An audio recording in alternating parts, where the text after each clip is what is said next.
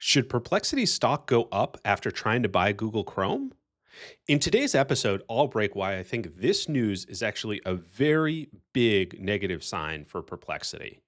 And there's a lot going on here. There's some signals that we're really getting as a result of Perplexity announcing this and putting this out into the news. And the first biggest thing is that I think it signals a weakness of the product.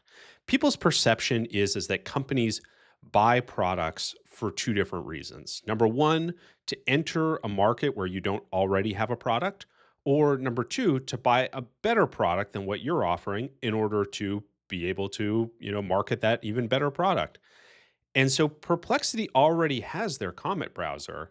And that means that they are basically signaling that they think Chrome is a better product. Now, they might not actually think that, but that's just how people perceive it because that's the pattern of how we've looked at acquisitions throughout history. So if you don't believe in your product to win, I mean, why would anyone bother trying your product? And you're basically signaling in a really big way that you don't believe in your product or other people shouldn't. And look, I regularly use the Comet browser from Perplexity.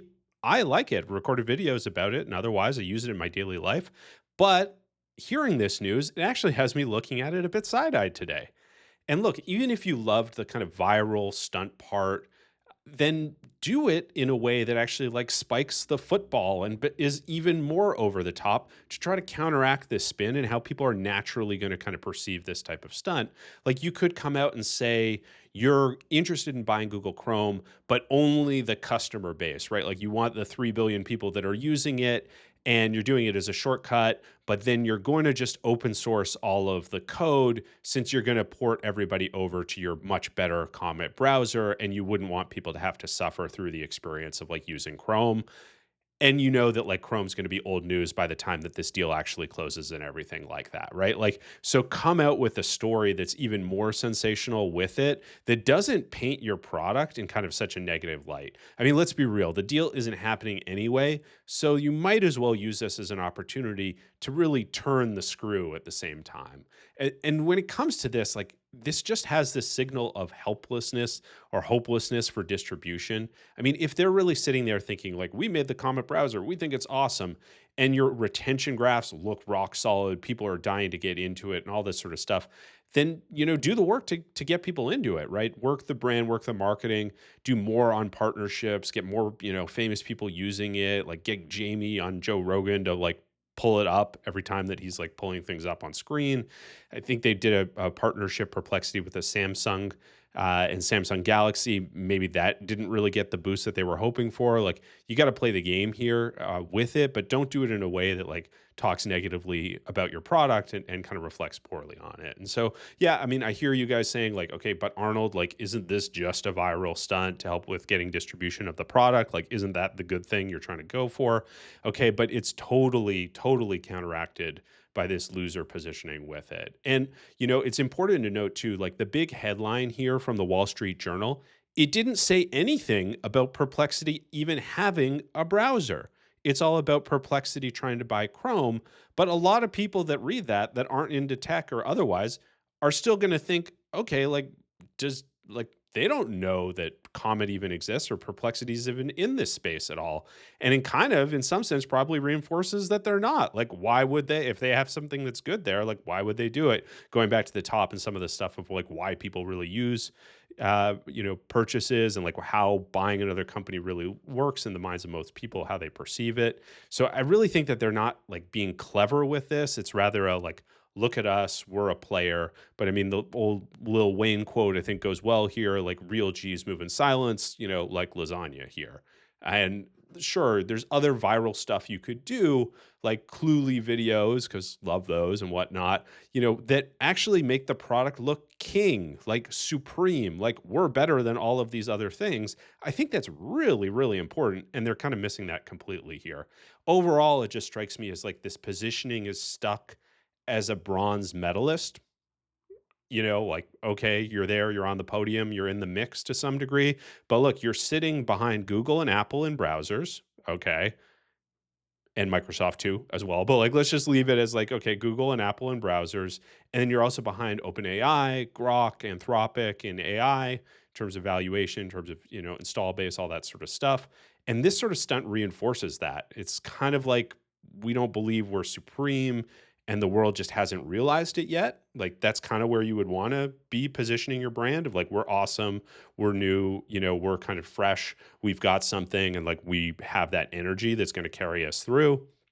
But instead, it's kind of like, okay, like we're here, we're trying to make plays, and we're kind of in this nice bronze medal play, and maybe they're kind of happy with that. The other thing that this signals, and I don't see enough people talking about it, is that, there might be something with like the unit economics being upside down here on their Comet browser.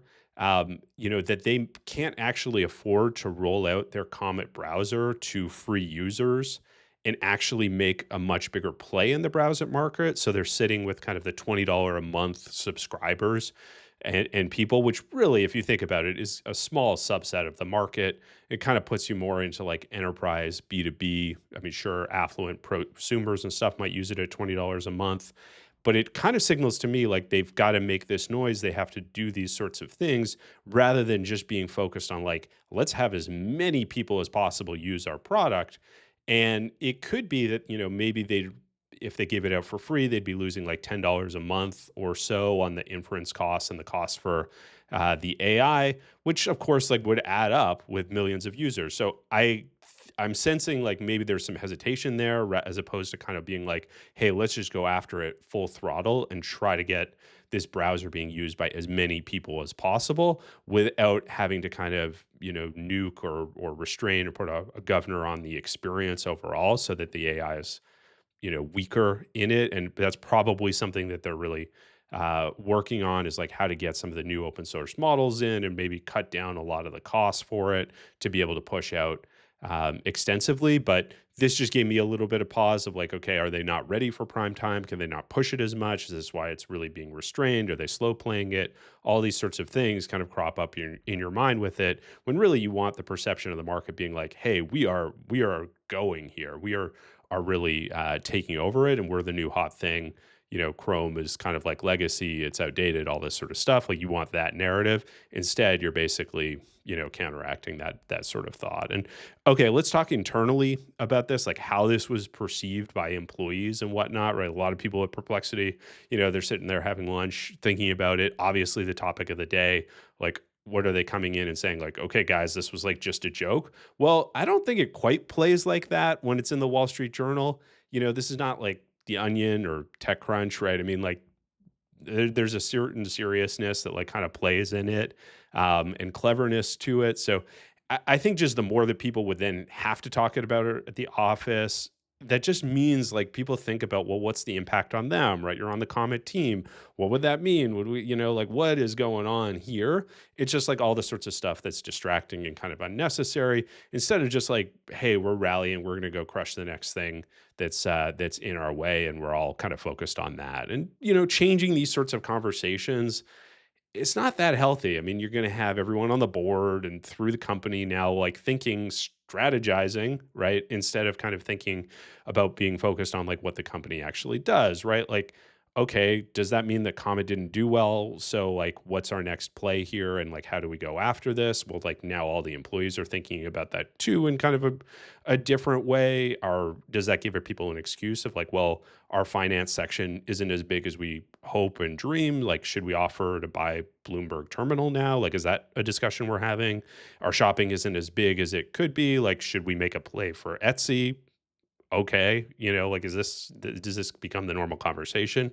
And I think they've done this kind of stuff before. Like they announced their own VC fund, or even being part of a bid to buy TikTok. I mean, these sorts of distractions really compound. I view it as a pretty negative signal overall. And like there also could be something else here with this browser focus where that could be being blocked or slowed down when crawling.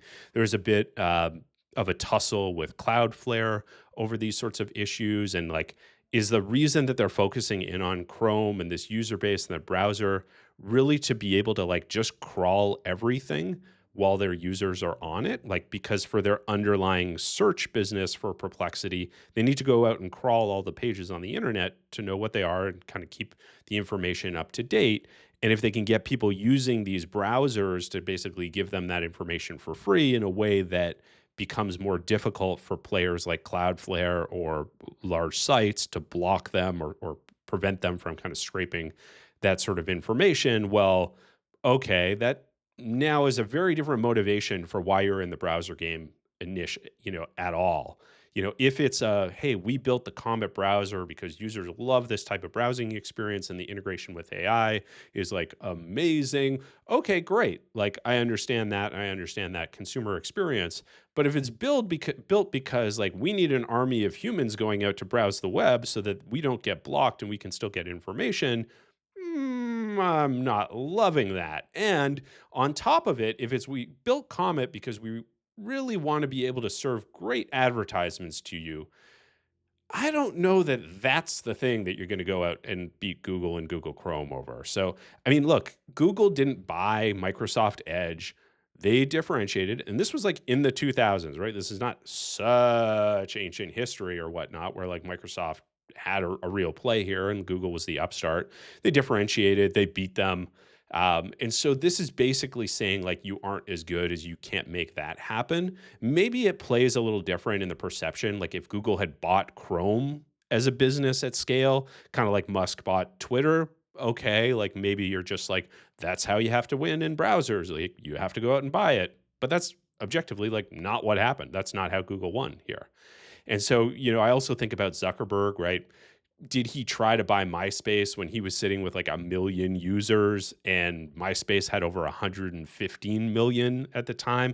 I mean, no, he didn't. He had the confidence to know that they were going to kind of build that product out and the distribution, they were going to crush them and people would switch. And look, I don't have a problem with the stunt itself, but I do think that given the circumstances with the company and their specific position in the model, I mean, the market, like it just has a lot of negative signals. And I think that its stock is worth less after this one. And, for what this means for them, I just view like it all looks negative to me. So agree, disagree, comment down below, and of course, subscribe to get more analysis on private tech companies.